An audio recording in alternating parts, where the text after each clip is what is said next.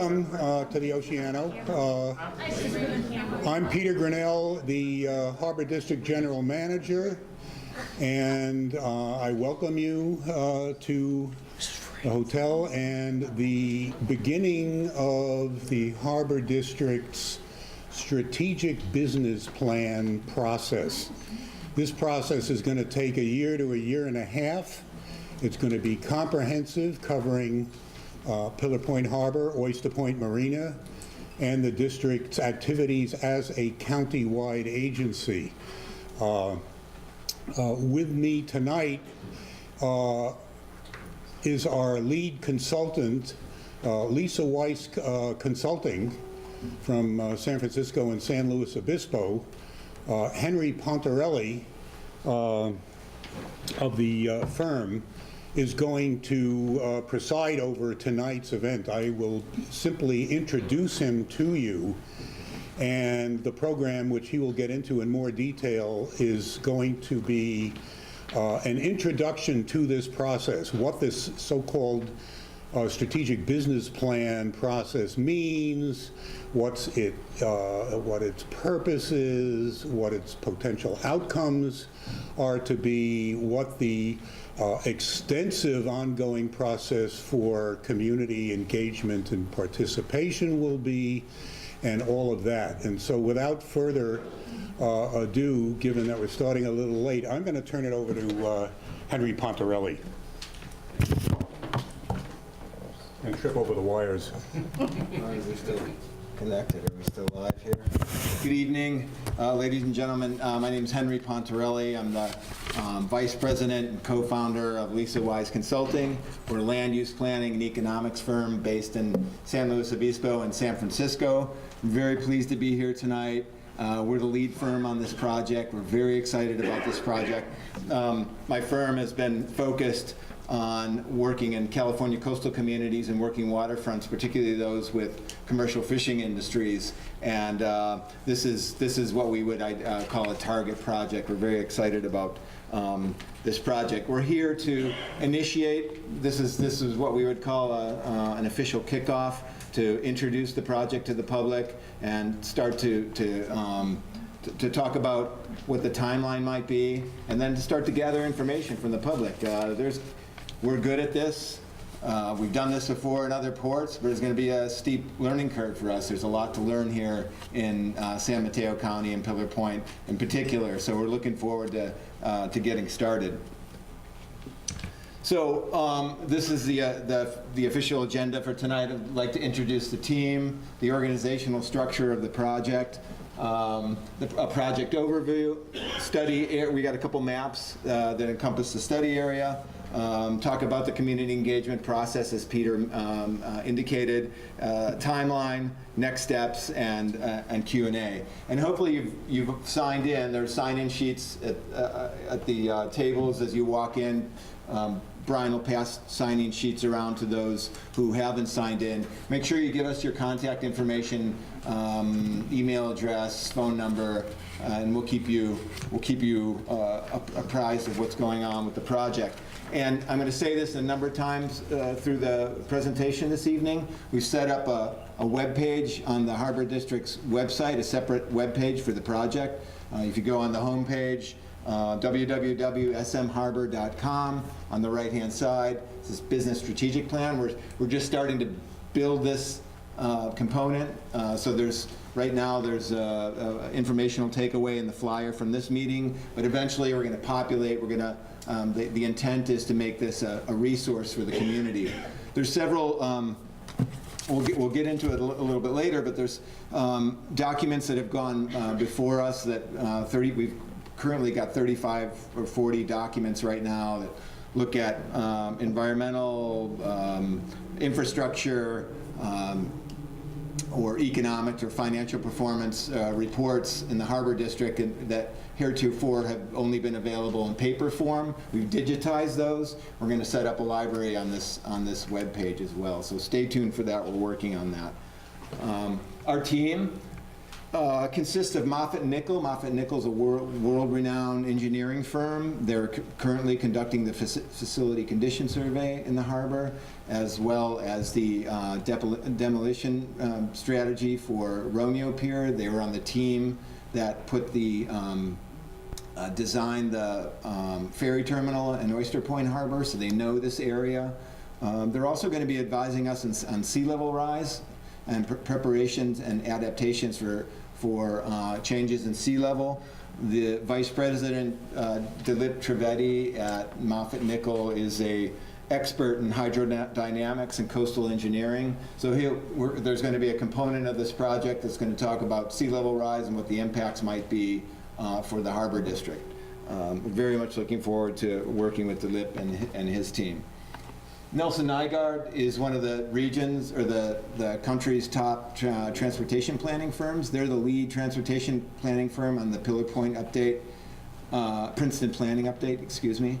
And they've done traffic surveys on the 101 corridor in San Mateo County. So they know the harbor, they know this area as well, they know the community. We've worked with them on several projects. Nelson Nygaard is also going to be advising us on planning for waterborne transportation, whether it's the ferry service or disaster planning or disaster transportation. They wrote the short-term strategic plan for the WETA. The WETA is the Water Emergency Transportation Authority.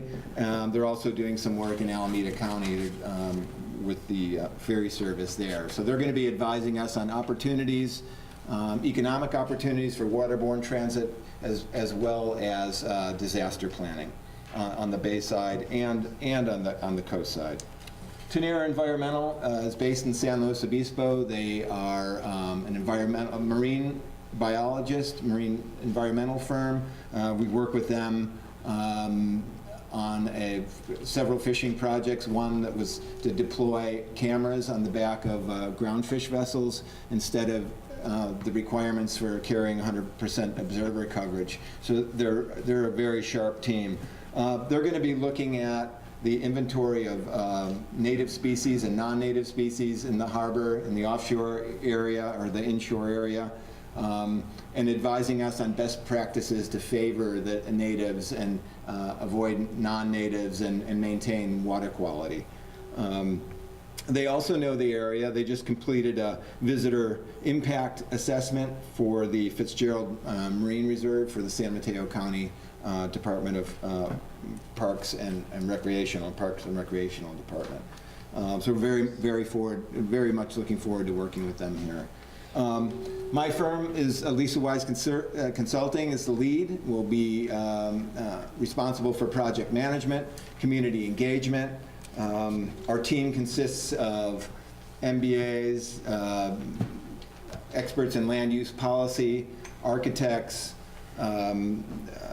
We've got a cultural anthropologist on board who helps us design all of our survey instruments and our rationale and protocol for gathering human informant data and assessing it and reporting on it. And she's dedicated much of her career to working in coastal communities. So we're actually working on surveys right now so we can get out and start talking to the community.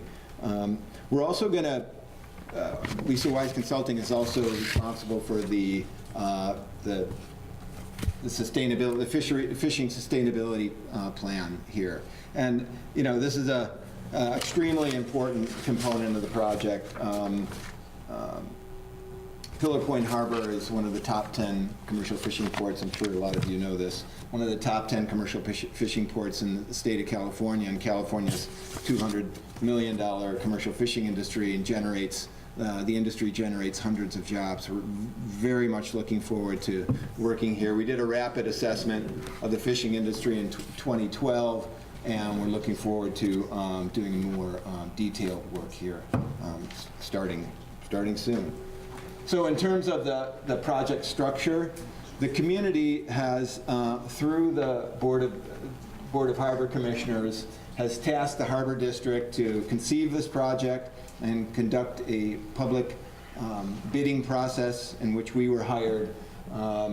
We have our contract is with the Harbor District, and the sub-consultants have sub-consultant agreements with us. So that's the structure of the project. In terms of the project overview, what we hope to achieve or how we're going to approach this work. The business strategic plan is a comprehensive, and I know that this may sound jargony or jingoistic, but I'll try to explain as we go along. Comprehensive and multidisciplinary effort. It's meant to provide a roadmap for the community on what the next steps they might take based on the past. It's an opportunity for the community to learn what their vision might be, to collaborate on, and to use the report as a baseline. So if we change one thing, how does our performance change? The goal is to produce recommendations aimed at a more resilient, profitable, and competitive harbor district. So it's going to be a living document. It's intended to be a living document, to be updated every year or 2 years as necessary or as feasible. And I think that in the best case, it shows that this community is capable of coming together, planning strategically, developing partnerships, and funding this kind of long-term planning. That will put the community in a much better position, and the stakeholders in the community in a much better position if they want to go for grant funding or develop other collaborative partnerships. So this is a great opportunity.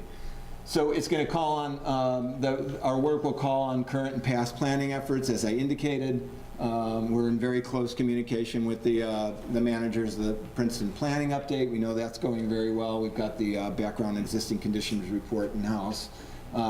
There's other reports that I mentioned. David Dornbush has done some great work here. We're going to be calling on his work, as well as other EIRs, physical infrastructure studies. We'll be looking at financial conditions. You know, we've got 2 MBAs on staff, masters in accountancy.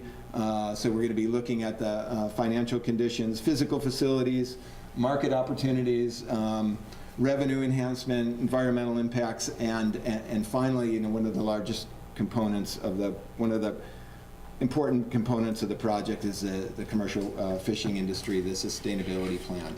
We just completed community sustainability plans in Morro Bay for the fishing communities in Morro Bay and Monterey, and we'll put those online so you guys can have a look at the kind of work that came out of those projects. On a side note, for example, we determined that in Morro Bay, which is a smaller port than Pillar Point Harbor, between 170 and 194 jobs are generated on the decks of the boats, on the piers, and at the processing plants. And in Monterey, because of CPS landings, because of squid and sardine landings, almost 800 jobs are generated at processing plants in Salinas County. So very much looking forward to getting started on this project. I don't think I can imagine California without a commercial fishing industry, without Pillar Point Harbor. So we're looking forward to this. So here's the study area. This is the area that we're responsible for. This is out to the west here. There's a couple parcels on next to the Mavericks Trail, and of course the Harbor District area with the Harbor District offices, up to Parking Lot B, and along Highway 1, RV Park, and the post office property as well, out to the outer breakwater. In Oyster Point Harbor, it's the over-the-water infrastructure, the ferry terminal, boat launch, fishing pier. There's some leaseholds there. There's a harbor yacht club, Harbor District offices, hotel and banquet facility. So that's the physical area of the study in Oyster Point Harbor. Yeah, perhaps the the most important part of the project is community engagement. Everything we, whether we're looking at physical infrastructure and what we might do, fishing, commercial fishing, what we might do, outreach to the community, input from the community is going to be is critical. We are going to rely on the community to advise us on what the top priorities are and what might be done to perpetuate things that are going well and to remedy things that aren't. So to that end, we're holding 3 Board of Harbor Commissioner meetings over the course of the project. We've got about a year to 15 months left on this project, so we've got a lot of, in some ways we've got a lot of time, in other ways we need to get busy. 4 public meetings like this, so there'll be 2 public meetings in San Mateo or Half Moon Bay, and 2 public meetings in South San Francisco. Stakeholder interviews, we're going to be interviewing the Board of Harbor Commissioners individually, Harbor District staff, reaching out to the commercial fishing community and stakeholders throughout the community in one-on-one interviews. A critical part of a stakeholder interview is a site visit. So when we talk to people about how their businesses work or don't work, or how traffic affects them, or circulation and parking, it's very important for us to have been here. So we're planning several multi-day visits here so we can watch traffic flowing in and out, pedestrian movement, the movement of commerce. Those 2 components are really closely intertwined. A written survey will be available on the website where people, the community can provide input to us in a written form, either online or on paper. And again, www.smharbor.com is going to be is a web page which will be a touch point for information for the project. So in terms of deliverables, what we're going to provide as products on this project, the final product will be a comprehensive business strategic plan that will be presented to the Board of Harbor Commissioners in March of 2015, April of 2015. Then we'll take comments, we'll make edits, and we hope that the document would be approved in June of 2015. So, you know, our first deliverables are the infrastructure and facilities assessment that's due in September, October, sustainable fisheries business plan and financial conditions assessment in October, November, capital facility plan and sea level rise adaptations is December, January, and that public review draft, like I said, will go in front of the Harbor Commissioners in March of 2015. So, yeah, and in terms of public engagement, we are going to hold a similar public meeting in Oyster Point in South San Francisco as soon as possible. It'll probably be sometime in August. We will notice that on the website, and we'll reach out as we did in the press as soon as we have a date set up for that. And that, again, that should be sometime in August. We're hoping to get these meetings taken care of in July, but we're working as quickly as we can.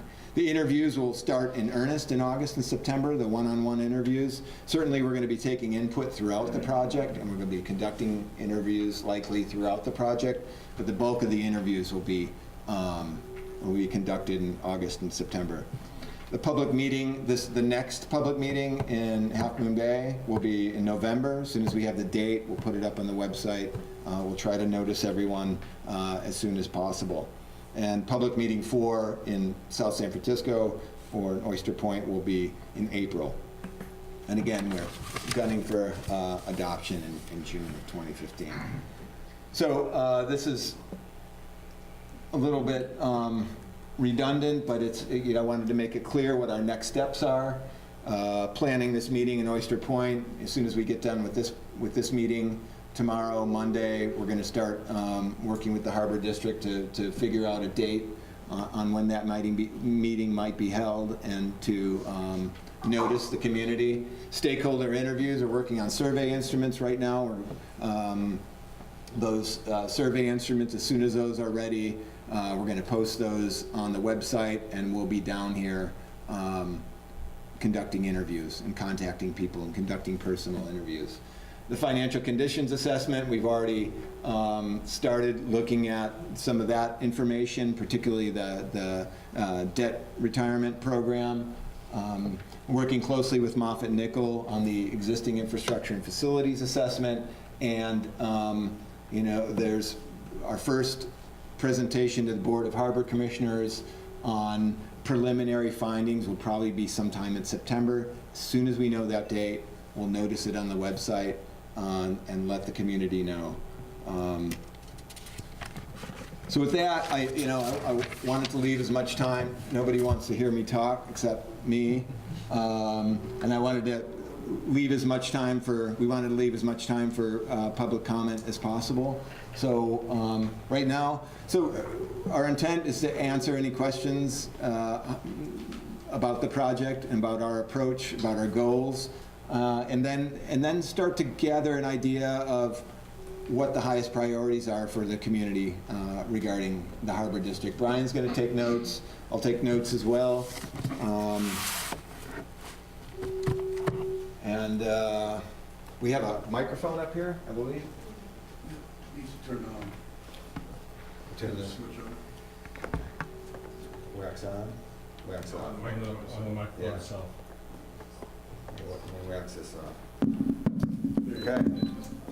Okay, if anyone would like to, would you like to come up? I can't get very far with this. Is this PowerPoint and the calendar going to be on the website? Thank you. The question was about the PowerPoint. Tomorrow or Monday, we'll have a PowerPoint on the website, www.smharbor.com.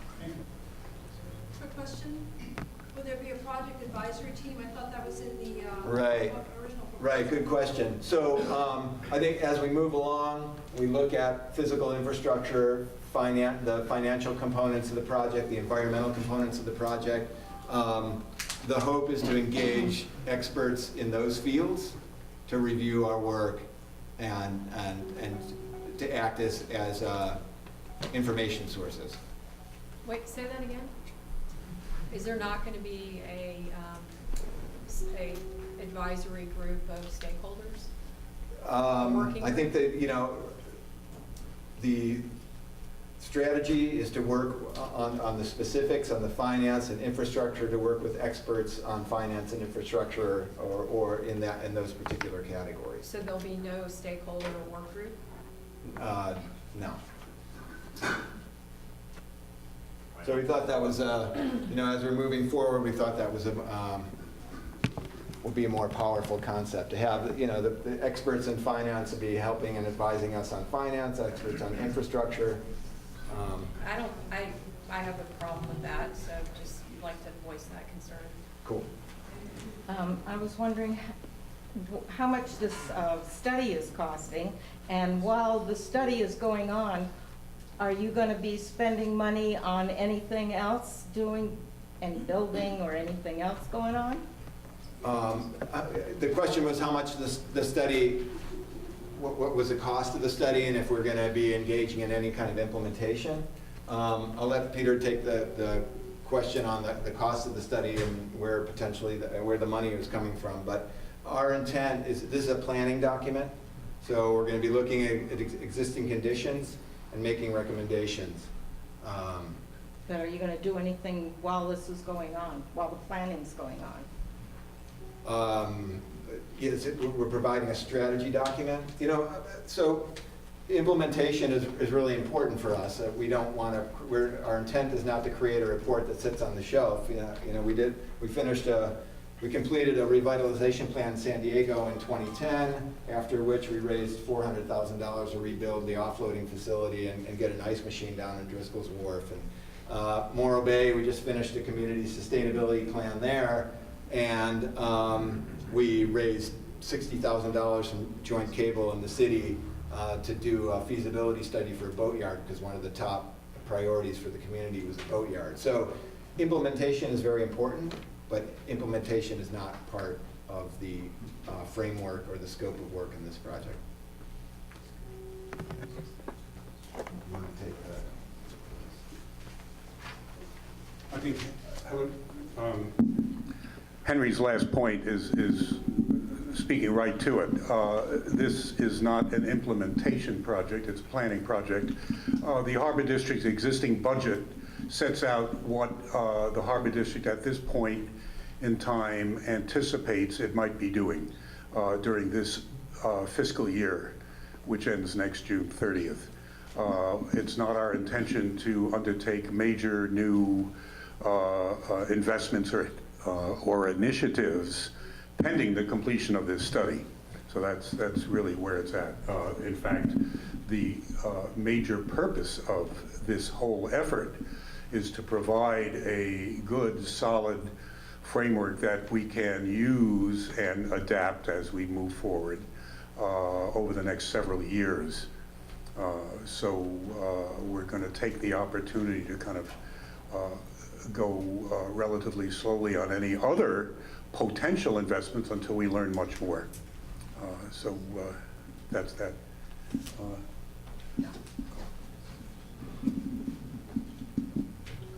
Sir? I think the question was, since this was a bid project, what was the bid? I mean, obviously that's relevant.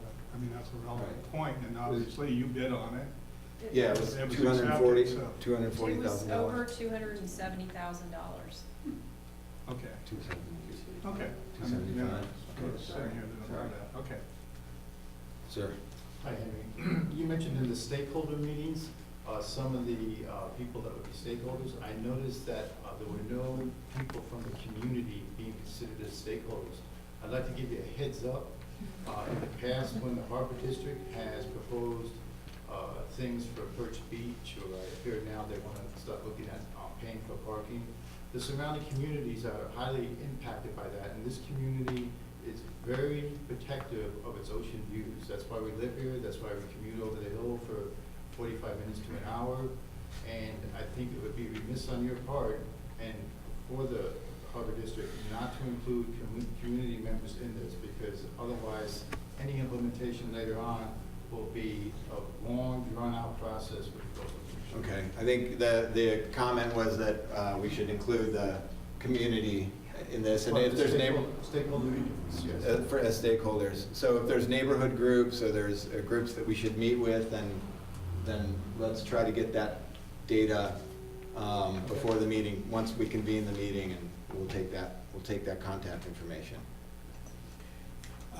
Since you've done apparently quite a few harbors dealing with commercial fishing, what were your recommendations and what got implemented in vis-a-vis commercial fishing and the ports? Okay, yeah.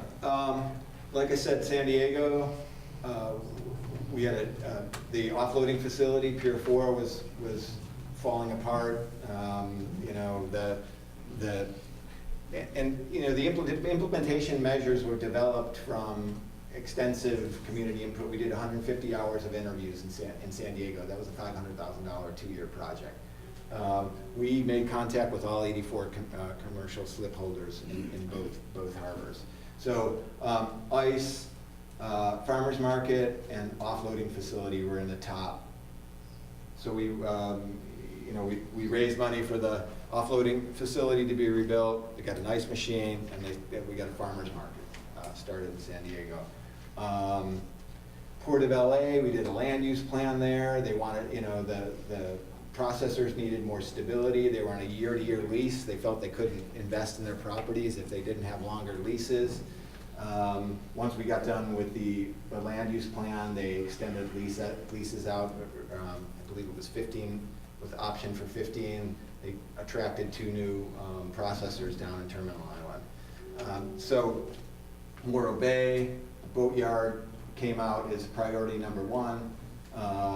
We raised $60,000 to do a feasibility study. Monterey with the community quota bank or quota fund was one of the top priorities, and Scheibauer and some of their team are working on the community quota fund there right I now. don't know what a quota fund is. It's a mechanism in the groundfish fishery that allows communities to own quota, not individual fishermen, and then the community can lease that quota out quota and permits out to fishermen so they can engage in the groundfish fishery. And there's a couple people here that might have that up on their radar for this port, because this is one of the biggest groundfish ports on the coast as well. It's a very powerful groundfish port here. I think you're next, but I think he had his hand up. Did that come close to your Yeah, I answering was just your curious question? to know. I mean, obviously, in the past, what you've done in the past is obviously going to be relevant You going know, forward. Economic work we did in Morro Bay, PG&E wanted to engage in seismic testing off the coast and blowing cannons off in the near shore. And they want, they proposed compensating the fishermen $2 million, and when landings in the year before were $7 million, so the fishing industry kind of took our report and went to PG&E, and they ended up not doing that seismic testing. So our work can be applied, has been applied in fishing industries. So. I'm a bit concerned about the list that you showed of who was going to be involved, like in the interviews, and somebody else brought up, no meetings of the stakeholders. But at a bare minimum, what it needs to be added to your list of interviews is the 17 the 17 local officials of the surrounding small government agencies. And they're the ones that are most in touch with the community. The Harbor Commission, except for one commissioner, the rest of the Harbor Commission is completely, absolutely out of touch with the local community. They have no clue. So after the meeting, maybe if you can get those, start to give us an idea, and I'll give you we'll the names certainly of reach boards. out to those. I don't know. Yeah, we'll find them. I'd have to think for too long to come up with all the names, although I probably could. No, that's the kind of data that we're looking for tonight. My comment was related to the others, and it's regarding stakeholders. Actually, I have two comments. Another stakeholder that is not included in the study at all, and the district receives half of its revenue from the taxpayers of San Mateo County. And this says that the public outreach and the public input in terms of the study should be significantly increased. Secondly, in the past, the commission has done numerous studies and things, and they've ended up in a vacuum. And this study, a major concern of mine is that it will also, because underlying all of this and an undercurrent of all this study is issues of transparency, governance, and communication with the public. And I think these three factors should definitely be included in a strategic plan, because it's worthless without looking at the impediments in terms of implementation. Well, this is the kind of input that we're expecting from the community that will guide our research and inform our But again, picking recommendations. up on these gentlemen's comments, I don't see a strong place and a strong voice in the study for the voice of the community. And I think that... We haven't started yet. I This know is a what I'm community saying, meeting. and what you're hearing here is, I think there should be a standing community committee or something that could constantly interact and give information and stuff and input into the process. Well, the stakeholders that I meant, the groups that I mentioned that had expertise in these individual disciplines, those are community, they could very well be community members and stakeholders. And then to reaching out to the governmental groups and the... No, the experts. Pardon? No, not experts, especially from other areas. Well, they're not We from want other, the they're from within. community Yeah, involved. they're from within the You community. said up there, you were showing community involvement, and then you say there's not going to be any community involvement. Okay, well, we're here tonight to start the community involvement. So the first comments came from over there. We're gonna gather this data before we finish. And certainly, we're here to get input from you on what's important, and that's what we're starting. So the community groups, yeah, bring it on. We haven't started stakeholder interviews yet, so. I'd just like to comment, I think some of the concern that you're hearing tonight from the community is based on the fact that the outreach just for this meeting alone wasn't very comprehensive, meaning that the stakeholder groups weren't reached out to and given a heads up about this meeting happening. They have not been recognized in the material we were presented tonight, so it appears that as planners, you haven't done research as to who the stakeholders are. It's pretty easy to find out who the stakeholder groups are because this community has gone through so many planning processes recently with Plan Princeton. We've got the Highway 1 crossing plan. We had the parallel trail plan. We've got all kinds of plans happening all the time. You know, we've been through many iterations of this sort of process with the county because we're in an incorporated area. That hasn't been talked about. We're very unique that way because we are not a city. You keep referring to us as Half Moon Bay. Pillar Point Harbor is not located within Half Moon Bay City. So there are subtleties here that I think as planners you pick up on if you started to reach out to some of these stakeholder groups, and a place to start would be with the local elected officials to try to figure out who the stakeholders are, and then, you know, once people feel that it's a more inclusive process and that there is going to be a stakeholder working group where the community can have more of an interface with the planning process, I think that that would definitely help set people more at ease. So those are just a few suggestions. Cool, good suggestion. We are going to begin with interviews with the Board of Harbor Commissioners, and we hope to get further input on. I think you missed the point, though. Yes. We hope to get input from the community as we conduct our interviews. We're doing we're using a snowball technique. Who else do you think? Our last question of the survey is, who else do you think we should talk to? How will the data from these interviews be collected and presented back to the public? In our draft documents, it'll go to the Board of Harbor Commission in draft documents and presentations. I would just like to suggest that maybe you guys spend some time looking at how Plan Princeton has interfaced with the community, and you might get some tips there for how to engage more appropriately with this community. I think that overall there's been a feeling that they did spend the time and put effort into organizing stakeholder working groups and make sure that everybody was, you know, had a seat at the table and was well represented. Okay. And that's the kind of thing that this community really requires. And so there's going to need to be a little more effort put into that, because as much as I think it's so important that you guys have all the commercial fishing background and waterfront planning background that you have, I mean, that's completely vital to the process.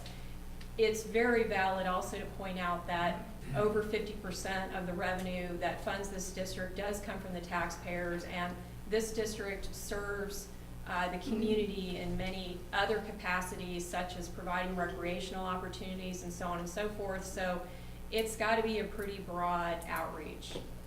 Cool, thank you. I think you had your hand up first. I'm Celine, and I'm a liveaboard at Point Harbor, and zero time in your plan you talk about liveaboard. Yeah. Okay, I'm a liveaboard. I live on a boat at Pillar Point, and zero time in your plan you talk about liveaboard. You talk about fishermen. I understand they're a big part of the harbor, but the liveaboard is a huge community too. And I feel like your plan is actually going to impact us a lot. So I wanted to know, what are you going to do that might change the harbor? Sorry, I'm nervous. Well, yeah, but we'll get your... And I want to make sure that you're not changing Pillar Point to a totally sterile harbor like Sausalito is. And Pillar Point is very charming and very authentic, interesting. And I feel like that's why people are living there. So I want to make sure that you're going to keep us and keep the harbor the way it is. Maybe it could be a little bit more safe, I agree. Right. But I just So, want to make sure that it is. Yeah. Our recommendations are going to be driven by input from the community. So we're not going to be making recommendations that are, the community is going to drive the process. But in your community or in your group, do you have any liveaboard or people that actually live at the Well, harbor? why don't you, let's make sure we get your contact information, and if we'll certainly address you and the liveaboard community. I think you were next, yeah. I'm Lisa Ketchum, the chair of the Mid-Coast Community Council, an elected advisory council to the Board of Supervisors. And we wrote a letter to the Harbor District in March. We read in your proposal the Strategic Business Plan Advisory Committee that would help build consensus and community owner of the project. That was wording from your document, and that struck the chord. So I was like, that's what we need, great. And so we asked to have a rep on that committee, and we had submitted some early comments Yeah, we last night. Did you received get them, those? yeah. Okay, so, and we reiterated that. So I think that gets to, it's this phrase of consensus and community ownership of the project. You need the community here, and someone mentioned the process the county's using for Plan Princeton, and so we have a steering committee there, and when the draft documents come forward, we can look at that, and I can read through that, and I can catch the key things like the harbors in Half Moon Bay, and say, fix that. The community's not going to like that. They're going to say, this was done by an outsider, so this will help you. That's just a detail, but we would like to be. Okay, let's talk after the.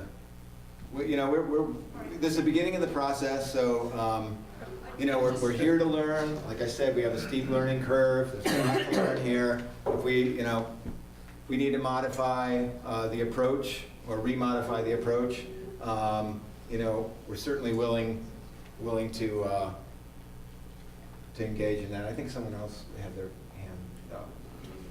Do we contact you if we want to request a stakeholder interview? Yes. Yes. I'm wondering how you work with the boards. I realize you're working independently to gather data and what have you, but what is your interaction with the actual board in terms of action going forward?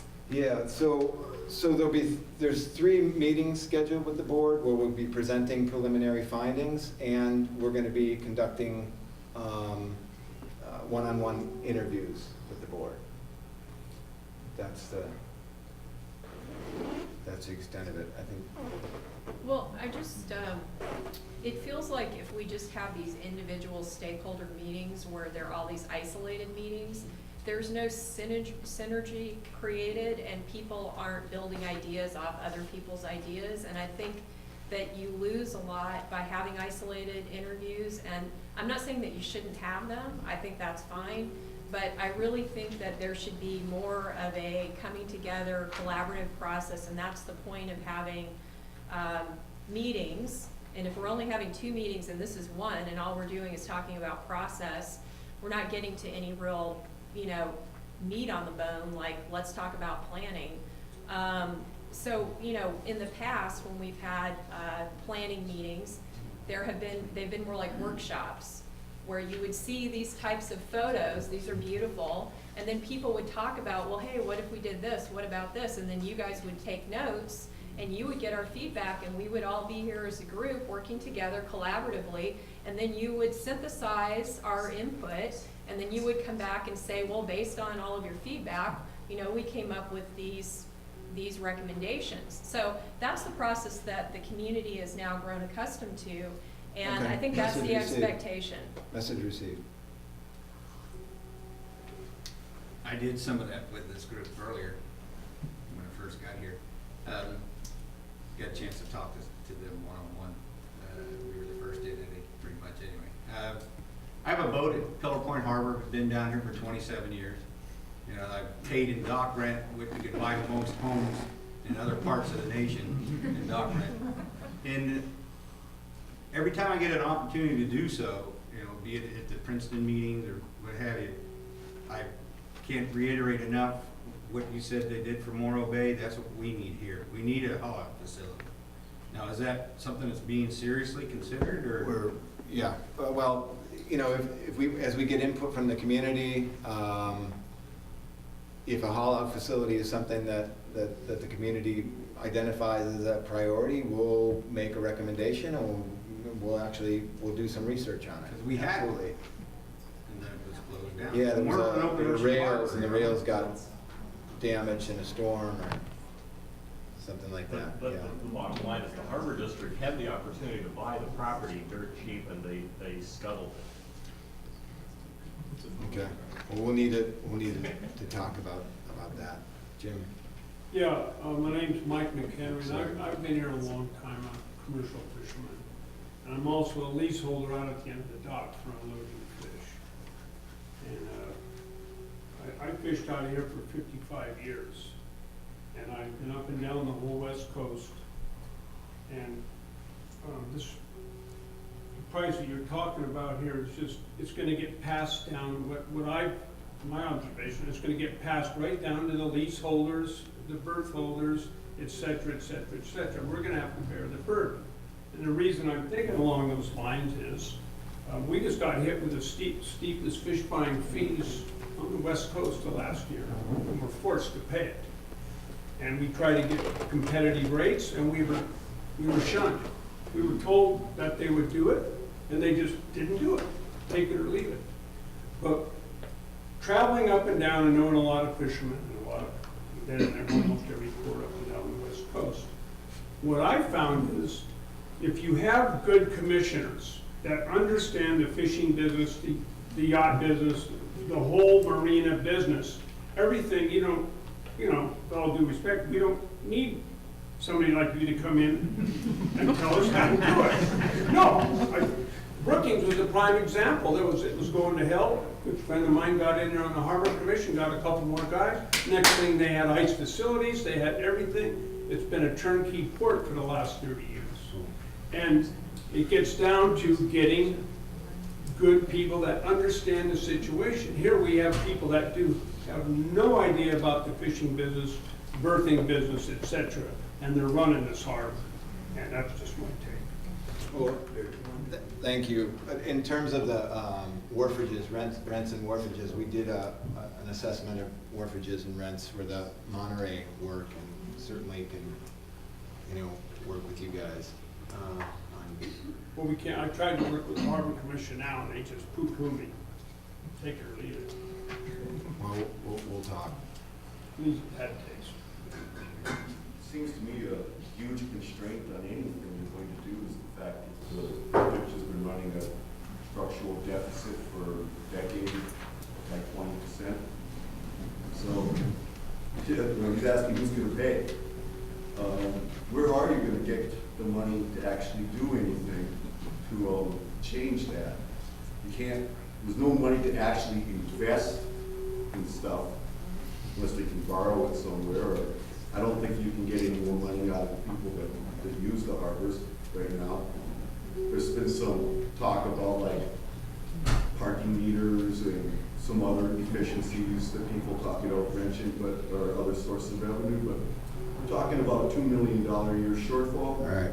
And we're talking about a harbor board, the board of commissioners, that doesn't seem to even understand that if you don't cover your depreciation, you're not in good shape. All right. And so I think you can tell that there's a lot of distrust in this crowd for the harbor district that would get ignored. An example of kind of aloof nature of the harbor district and people who run it is to look at the response to the grand jury report that was just released. Mr. Grinnell actually accuses the grand jury of having something like an agenda in lying about the financials of the harbor district. And you will look through the financial history of the harbor district, and you can see that the commission has been aware of the fact that it's spending down all its reserves, both its unrestricted and now what it calls its dedicated reserves, and that there has been no effort in over a decade to really do anything about this. And occasionally, as you look in the minutes, you might see mentions of it, but absolutely nothing ever happens. And we're in the, and you can look at the numbers, it's a straight line down. District's out of money in 2018 or 2019 unless there's a cash injection. And now you're trying to find a way to make more money. Well, it's going to take money to do that. And so I'm wondering how important is that to your plan? And if you're aware of this even, if the council, or the commissioner, or Mr. Grinnell explained to you the precarious nature of the district's finances and how it's been financing ongoing operations or enterprise operations out of both reserves and tax revenues that really should be going for other things. Yeah, well, part of our work entails looking at the finances of the Harbor District and then talking with the community on what potential other revenue sources might be out there. I mean, that's a large part. Just in your blue sky thinking, do you see anything that's gonna, any magic bullets? Anything that's gonna make a major change, that's gonna change the structural deficit that, I mean, it's gotta be that's the only thing that really matters in the end, right? Yeah, well, it's certainly an important issue. Yeah, no, it's a major focus of our work, and you know, it'd probably be premature for me to. We have a long way to go. Okay, I understand. I just hope that I know we're here to give you input, and we know some things about the Harbor Commission. And one of the things is they do not. I mean, they're not pretending that there's not a problem. They just simply do not recognize that there is a problem. I mean, it'd be understandable for political reasons that they say everything's fine, and they talk about, you know, they'll brag about paying off their loan a year early, which is like dumb. That's like saying you're going to pay your rent a month early because you give them your deposit. But, I mean, that's the logic. And so that's what you're working with. And you're not going to, I mean, we're not going to be the biggest problem you're going to find out. The problem is going to be talking to 4 commissioners who for over a decade simply do not recognize that there's anything wrong. And you can look in their writings, you can look in their questions, you can look at they will tell you it's okay. Everything's fine. So that's what you're working with. Thank you. I think you see there's a lot of skepticism here. We've been through this. I've been here over 40 years now. Been through this many times. The grand jury report, for those that haven't seen or heard, suggested that the district should be dissolved. It's been so poorly run, spending millions of dollars, and there's no record of where the money is coming from. Wasting millions. They've been 20 million in debt for years that I know of. The harbor looks, I mean, the harbor should be beautiful. You walk around down there and it's terrible looking. Let's see, what else? They sold off the boatyard. That's the one thing that probably the harbor needed. They sell that off. And then they want to build buildings on the beaches. They filled in one of the beaches. They do everything that we don't want. So that's why people are very skeptical and why we want to be involved. Okay. Message received and understood. This is the kind of input we were looking for. So if we need to introduce a couple workshops, pardon? Or reinstitute the committee that you had originally. Right, the committee or the public workshops, then we'll engage. This is quick. Maybe Mr. Grinnell will have to answer it. Over at Oyster Point, is that still on the chopping block, like to go back to Brisbane eventually here, or are we going to keep that? What I'm saying is, are we going to fix that up in order to give it back to Brisbane? You know, my understanding is there's a joint powers agreement, and the Harbor District has, you know, jurisdiction till 2026, and that's, you know, I don't have any further data on that one. It does seem like this would be the time and the process to reevaluate Oyster Point Marina. Yeah, Since yeah. the land is not owned by the Harbor District, it's actually owned by the city of South San Francisco. And I don't know if it's 2024 or 2026, I can't remember, but that isn't that far away. I know that I've been asked a lot by constituents,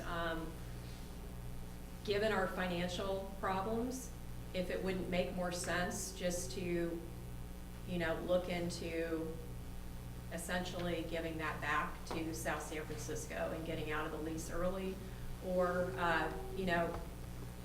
moving out of there as soon as the lease is up. And so it seems like this process should really explore that potentiality, and I hope Yeah, that that's it part of would. that's part of the scope of work. Hi, I'm Kelly Pike with the Half Moon Bay Yacht Club, and we're at the west end of Pillar Point Harbor, and you described that your study area went all the way out to the breakwater in the west end. And in your handout, you talked about indigenous life restoration, sea level rise, haul out. All these items are important to the west end. I mean, we're not a big business per se, like the fishing in, but as a proportion of the overall area, we're a much bigger piece. We also have a huge amount of public access coming through that end, and it's growing. And so we're seeing some issues with infrastructure. Plan Princeton is only working in the land up to the dunes or the edge of the water, and your plan is working from there out to the breakwater. So my question, having posed it, is the scope of your work pretty much isolated to the fishing end, or is it going to look at items like public access and the impact that it may have on the west end and the beach erosion that occurs? Obviously, the removal from Mateo Pier. If beach erosion surfaces as a priority to the community, and it's something that when we work with the coastal engineers is identified as an issue, it'll be part of the work. To say it politely, the marine engineers don't walk that beach every day, and I do. And so there are a lot of people that walk that beach, and there are a lot of people from the Bay Area that are coming in because they walk out there, they don't walk down to look at the fishing boats. Right. So I think that it's important, but it may not be within the scope of what you've been hired to do. And so my question is really, is that part of your goal to look out at that area, or is it just? Which area are you talking? Is it within the study? You showed it. Yeah. Yes. The The acquisition answer is lot. yes. Can we see the map? Yeah, you can put that on. I have a printout. Can we see the map on the screen? I'm firing it up. Thank you.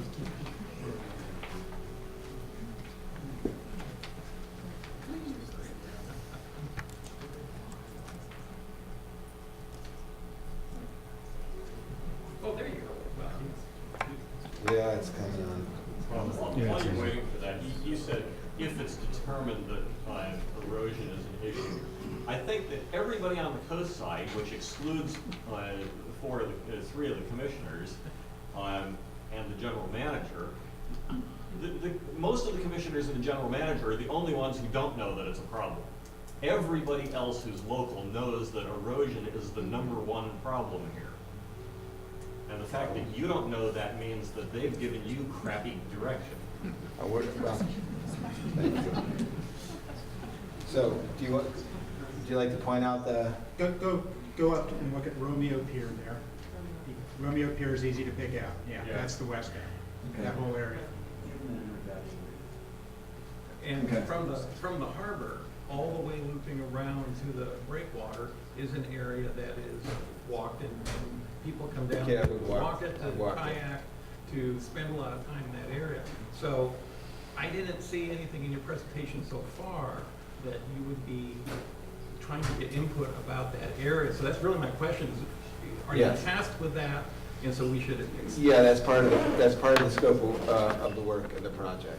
Well, if that's the case, it would appear that then stakeholders such as the yacht club and groups Yeah, like that should definitely. really be part of they should be on the stakeholder work group.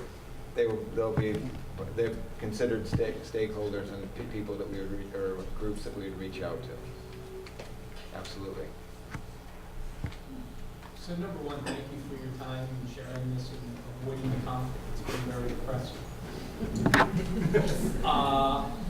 As stakeholders, are you going to include people that own property in the harbor? And if so, I don't know why I wasn't notified. Are we gonna include? Well, not just a organization like the Yacht Club, but there's people, including myself, that Property actually owners? own property in the harbor. Yes. And I didn't hear about it in Plan Princeton. As the lady in front of you's explained, they really reached out to us. But if it wasn't somebody else in the room, I wouldn't have known about tonight's meeting. And to Okay. be a stakeholder would be somebody that's within that own territory. Yeah, property owners would be considered key stakeholders, yes. And we have your name and contact information? Yeah, I signed up. Okay, okay, cool. And my mother always said I could do better, so I feel sorry. I'll do better. I think there's a fairly clear message here tonight. We have an audience of the public here, and they're here because they're loved and concerned about the harbor. Right. And they like that. And what the frustration I think you're feeling is that they see no clear avenue to give input into the study. And so I think there's an implicit request here on the part of the public that you look at your information gathering process and so on, and that you revise it, and then you post it on the website and schedule set up a mechanism to gather this information of meetings. And a focus group workshop, I think, is very important. And evaluate the process that the San Mateo County itself has used in terms of Plan Princeton. And the second thing is, I think that there's a definite interface there, as the gentleman from the Yacht Club pointed out. We're at the water's edge, but we're not looking at the interface. And it's not an interface, it's an interlacing that needs to be looked at and evaluated. Right. Cool, thank you. Anybody else? I have one last comment. Duncan? I don't want to sound out of that field or totally crazy, but when you're talking about all that stuff about beach erosion, all the riprap that we see along the beach down south of town here, people trying to protect their property and stuff, and we think, well, what are we going to do about this? You know, they used to have drag races on the beach south of town because there was so much sand beach there that it went out quite a ways and it was all hard packed and they could do all kinds of Mr. McHenry to it. But my point being that there's a lot of things from outside of this area that have a tremendous impact on exactly what goes on here. You know, we have houses falling off the cliff in Pacifica because there's no beach left there. And it seems to me that way back when they started a lot of these water projects up in the Central Valley, they didn't really consider as part of their mitigation, making restitution to those people who are losing their property and things like that. And I know it sounds a little bit off and maybe way out of left field here, but you know, Shasta operations seem to me to be at a focal point of a lot of the problems that we face here on the coast. They're trucking sand in you know, places in Southern California because they got the sand recruitment down there. We've got no beaches left here because it's all mud and silt and stuff, because that's all that's coming out of the Central Valley. There's no sand recruitment, no gathering, nothing, none of those natural processes, and it ends up equating down to problems with our resources and problems with water quality and all of these other things that, you know, I don't think anybody ever really wants to consider that, the big picture. Right. And while we do have lots of little problems, I know people are going to San Francisco and securing mooring up there because it costs too damn much here, and it's cheaper for them to drive to San Francisco every day and service their boat than it is to rent a slip here. But the point being that, you know, we're not looking at the big picture here. We're looking at all of our own little focal points. But you know, there's some real serious problems that need to be addressed that could be addressed through simple measures that until somebody gets the idea that, oh, wait a minute, you know, the reason we got a problem here is because of this, And maybe it's time we started expanding our horizons and looking at how do we mitigate for all of those things that are dumping stuff in places that always end up downhill in front of our place here. You know, I'd like to see this study go a little bit farther than just the harbor district. I mean, I don't think there's a person in here that doesn't agree that we got some problems with our harbor district and our harbor commission and these people who suddenly become a bureaucrat and forget reality and forget to focus on people. But you know, all of those things, they all come into play when you start looking at a little bit bigger picture. We're not going to have resources out here because all the dredge spoils that they dump right outside the bay, we get all that silt comes washing down here. There's no more habitat left for the fish in the ocean. Looks like pristine habitat, but nothing will go there. You know, and until we start, people got to become accountable for some of the things they're doing here. And it's not just, you can't just keep raising rates thinking that that's going to cover it. You know, some of these people who are responsible need to start taking ownership to it. And, you know, I guess I would call it a more holistic approach. But you know, we've got everybody working like the Mid-Coast Community Council and stuff, trying to do their best to try to keep the focus on what they need to in their little, perfect circle. But this bigger picture is something that everybody's got to be considering, or else, it's not going to do us any of us any good. Well, our vista is pretty high level in some ways, looking at sea level rise and water quality and indigenous versus what Tenera is going to be doing and what Moffett Nichols is going to be doing, and beach replenishment, and how these forces are put into play is certainly data that we're gathering tonight and stuff that we're going to look at. That's what we're doing tonight, is gathering data, putting it up on the board. So I think she had her hand up. Yeah. One last comment. The reason I asked in the beginning why, or I hope you're not going to be doing a lot of building or anything else while this is going on, while the planning, because they just almost bought a building across the street in the harbor and then pulled out. They want to build on the beach. We don't want that. No more buildings, no more buying and selling land. There's lots they own some property in El Granada. Don't want that sold. Don't want any more stuff going on while this planning is going on. Let's see if we get a plan, or at least not until the next election. Right. Can me? Please. Oh, hi. I'm Laura Stein. I work with, among many people, Lisa Ketchum on the Mid-Coast Community Council. And I really want to reiterate the need for a strategic business plan advisory committee. And the reason is, when you deal with stakeholders, you're dealing with individual groups. And so when do those individual groups come together with a voice? And I'd like to know, what will it take to create that committee? Well, I think we could probably get input from the harbor commissioners and district staff, and call on our friends or colleagues that are managing the Princeton Planning Update, start to put some ideas together about what that might look like, what that approach might be. I also wanted to point out that the Princeton planning process has its own standalone website, which functions differently than the county's website. And the county also has been experimenting with some new ways to garner public input through online interfaces, and it's pretty cool. Like, you could see sort of a project description, or it could be a map or a rendering of a specific idea, and then the public can comment underneath that specific plan. We've been doing this with the Highway 1 crossing study, and it allows the public to read each other's comments and then kind of chime in and agree or choose not to agree with comments other commenters have made, and it kind of creates more of a community environment for the comments. And then the other thing is, we have things like next door, we have ways to reach out to the community.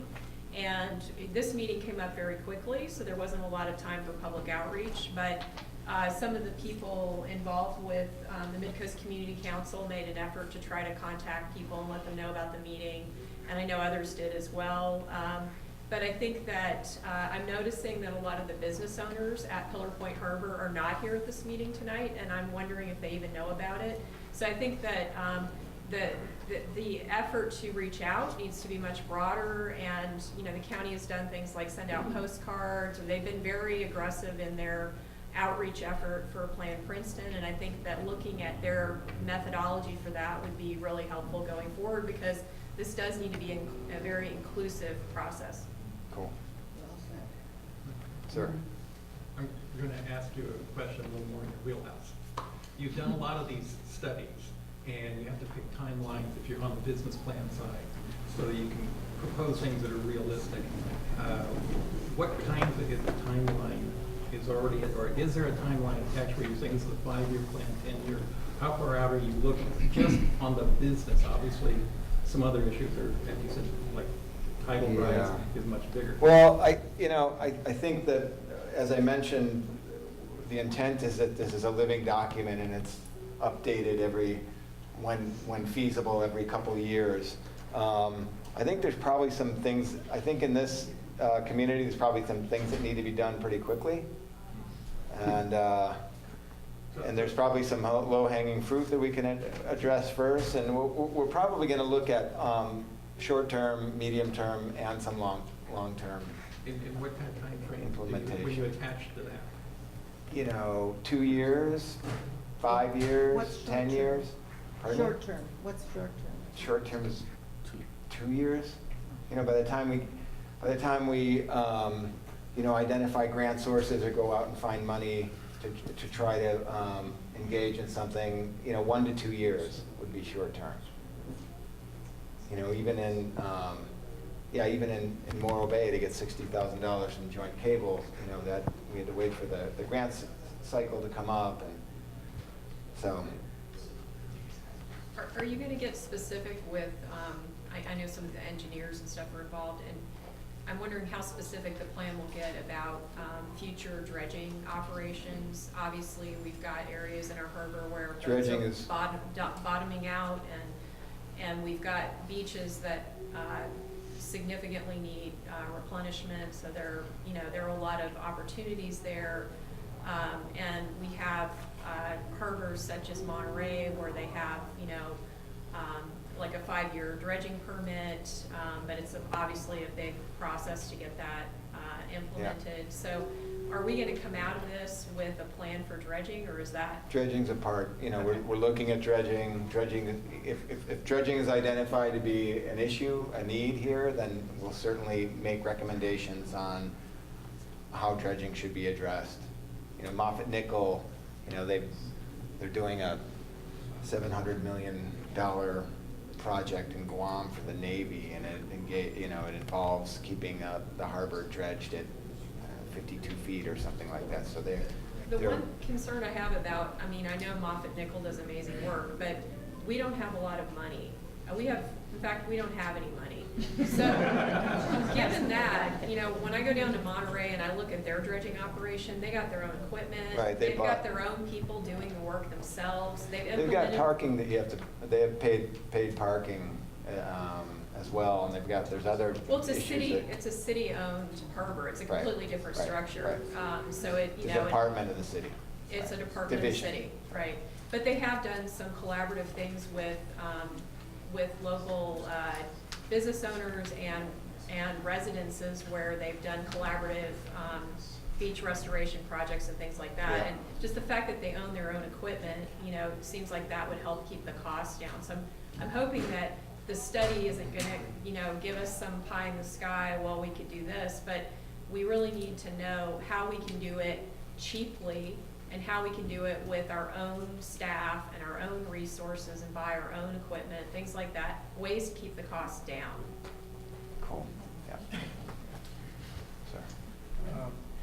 I'm sorry to belabor the point, Henry, but I just wanted to bring it up, and it could just be, you're speaking to a group, and, you gotta kind of go on the fly and stuff, but, people are talking about the stakeholder group, and we're the stakeholders, and it's, it seems like a disconnect between the community, and the skepticism that you keep hearing, I think, is, we've heard that erosion and dredging, but the thing that doesn't fill us with confidence is your response is, well, if dredging is an issue, if erosion is identified as an issue, and I think that some of us thought that was kind of the point of tonight, of like us telling you erosion and dredging are issues, but when we hear back, if it's determined that's an issue, then we'll put that on the list. And so I think the disconnect out here is, wait a minute, we're saying that erosion and dredging are the issue, but you're saying if it's identified as an issue, and the stakeholders seem separate from the community, so. Well, I feel like exactly we're just kicking off here, but we hear you. Erosion is an issue up and down the coast. Dredging is an issue in every harbor that we work in. Yeah, these are issues, and we've got experts on our team like Moffett Nickel and Tenera that are going to be enable us to address this on a much higher level. So yes, message received and understood. You said that, you talked several times about grants. About? Grants. Okay. Is that part of what you've been hired to do, is write grants? Well, if we make a recommendation on an implementation measure, we like to identify grants that might be appropriate to fund that measure. And if you look at any of our reports, we do include information on what grants might be appropriate for what implementation measure. And then it would be up to the Harbor District to actually fund those. It would, right, or the community. You, aside from basically giving a list of grants that may be available and appropriate, then your job ends there. Well, yeah, this is the planning. Okay. But the grant opportunities, it wouldn't just wouldn't necessarily be the Harbor District that could engage in the grant. If it was a project that had to do with a business or commercial fishing or art on the waterfront, if it was an NEA grant, National Endowment for the Art grant, then a community that was a stakeholder group that was interested in engaging that could pursue that grant. So it's not just aimed at the Harbor District. It's aimed at the community. To underscore one of my earlier comments about the three local agencies that are right around the harbor, about a third of the people in this room are current or former officials. And everybody raised their hand if you are or were on the Granada Sanitary District Board, Mid-Coast Council, or Montero Water and Sanitary. No. I'll raise my hand twice because I was on two of them, and there's two other people in the room who were also on two of them. Okay. Thank you. Anybody else? I do have one question. There is a big owner of property here. I wonder if you have any plans to contact them. You know the Pillar Point where you go out to the ocean? And it's called the Air Force. And I believe has any man, or are you aware of that, all that land that appears to be vacant over there is actually owned by the Air Force? That's interesting. Yeah, we'll consider that. That's a good point. In the future, of course, we don't know what they are, but they do. It's tracking, missile tracking. It's not something like pure that. open space out there. Yeah. Yeah. So speaking of the Air Force base, they're on septic, and we have all these issues of pollution in the harbor, and I don't know that that's ever been looked into carefully enough. Interesting. Cool. That's a priority, okay. That's a priority. Absolutely. And I can do better. It's my understanding that there were some studies being done, or maybe cameras or something were being used to check more of the potential leaking pipes under the parking lot area or throughout Pillar Point Harbor. Obviously, water quality has been a big issue for many years in the harbor. harbor, and I know I've heard it mentioned at meetings, but I think that getting clear on where we're at with checking our infrastructure, and it sounds like there is some study of the infrastructure being done. If those sorts of documentation, or that sort of documentation could be provided on the website, that would be really helpful. I think Moffett Nickel is currently, finalizing the facility condition survey. Is under the underground infrastructure engaged? Is that part of the work? Right now, we're looking at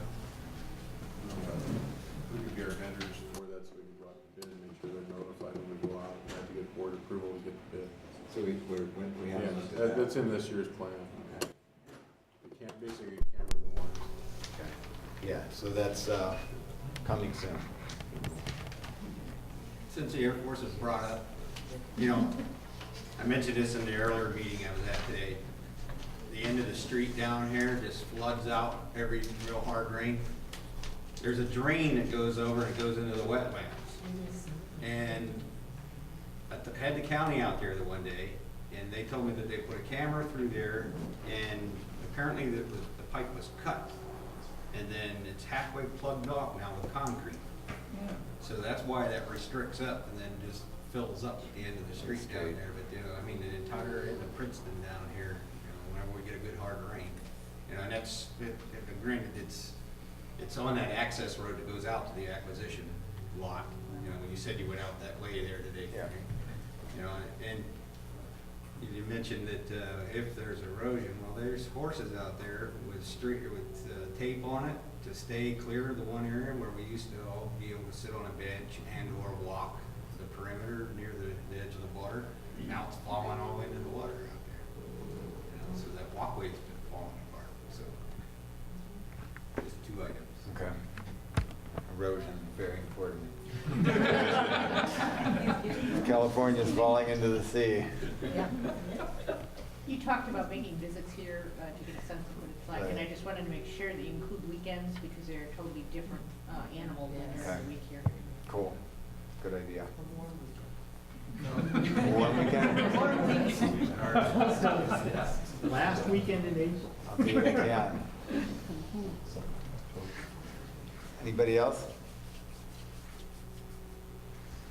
So how would we find out what the plan is for the next, hopefully, stakeholder workshop type event? We'll work closely with the harbor commissioners, keep in contact with the harbor, through the harbor district and the website. So there'll be a schedule on the website? There'll be a schedule on the website. Or we can come see you in South City. Pardon? We can come see you again in South City. You can come see, yeah. And when people submit, for example, I know there have been a couple of letters already received from the Mid-Coast Council, and We'll respond directly to those who've made the comments. can those letters be posted on the website so people can read Well, them? if there's a confidentiality issue that we probably want to talk about, I think some people aren't going to want their comments posted and some people are. So I think we have to think about how we handle that data. So maybe there's a way for people. Yeah, that's a public agency. Okay, yeah, in terms of your letter was a public letter, absolutely, but I think in going forward, confidentiality is really important for us. All this is voluntary. Anytime we talk with somebody, any kind of interview is voluntary, and we pledge to the people we're working with that we won't release data that can potentially be linked to them and potentially be harmful. If private individuals want their letters public, they can always put in the letter, please make this part of the public record. They could. And then it will be. All letters that I receive, I'm publishing on my website, on my blog. So if anybody sends me a letter with comments, I'll forward it to you guys and also publish it. So if you want it to be public, I'm happy to publish it. But I do think that there should be a distinction made, obviously with some business owners and probably commercial fishing interests, there is going to be an interest in privacy. However, but with the public process, and again, 50% of our funding comes from the taxpayers, in planning processes with, for example, Plan Princeton, the public typically is much more comfortable with having their comments be public because they're not interfacing as business owners. This is their community, this is their neighborhood, and so they want other community members to be able to access their comments. So I think it's important to have a really transparent and open process as much as possible, but I do understand there are some constraints. One last question. So besides from being a leader board, I also clean up the beaches at Pillow Point, part of the Pacifica Beach Coalition organization, and every month a group of volunteers and myself clean up the beaches around the boat launch ramp and sometime around Mavericks. And I'm thinking that if your expert come do some study about the leader, I don't know if it's part of your plan, but I want to make sure that they don't come the day after we clean the beach. And I'm probably, I would like to know if adding more trash cans are part of the plan too. And Yeah, that's priority. And That's right. I'm sure I'm going to have a lot of enemies, but fishermen are actually terrible about putting things in the trash. I could tell you how many lines of, fishing line we found. Yeah, and those. How many bags of bait and styrofoam we found on the beach. And I mean, the past, I did 3 cleanups, and we could have saved more than 4. That might be it. And so I want to make sure that, I want to know if your plan will be to, I don't know, maybe educate. I would love to educate the fishermen and tell them to, because, I'm sorry. Yeah, promotional programs. Generalizing my boat, but I would love to help with that. That's a great idea, and it might be an example of something that's really easy, low-hanging fruit. Some signage, promotional campaign. We walked on beaches in Brazil, in the south of Brazil, for 8 days, and the beaches, this is uninhabited area, were lined with trash, plastic, up to your knee, maybe 10 feet deep. Wow. So, yeah, there's big issues, and the lines tend to get stuck in the. But anyway, yeah, certainly it's something we can look at, or something that's we can identify as a priority. And again, it might be a low-hanging fruit. Trash cans might be something we can, but they have to be serviced. We'll look at that. I just wanted to ask if you really had provided your email address, if we want to get in touch with you. Yeah, I think it was on the last slide. And you're changing it, right? It's on, yeah, I'm changing it. That will be on the website as well. It's on the website, yeah. It's on the flyer. Is it on the flyer? No, just the website. You have a card? I do. You didn't bring enough though. Probably not. There you go. There you go. You can use it for kindling. And, Thank you for yeah, I'll there. Oh. I can throw some gaps too. Brian's you can use to put onto the table in the restaurant. It's a lovely table.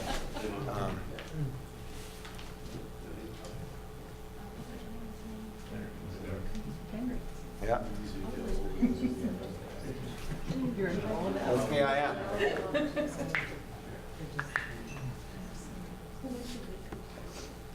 Here.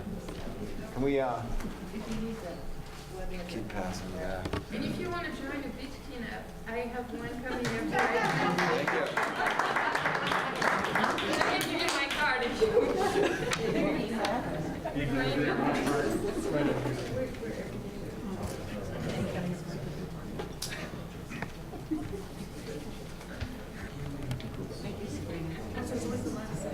Anybody else?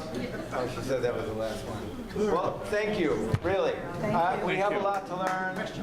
We're flexible and we're willing to change what we need to do to make this thing work. So. Where are you located? San Francisco and San Luis Obispo. So let me give you the names of the 3 local government agencies. Let me write these down. Well,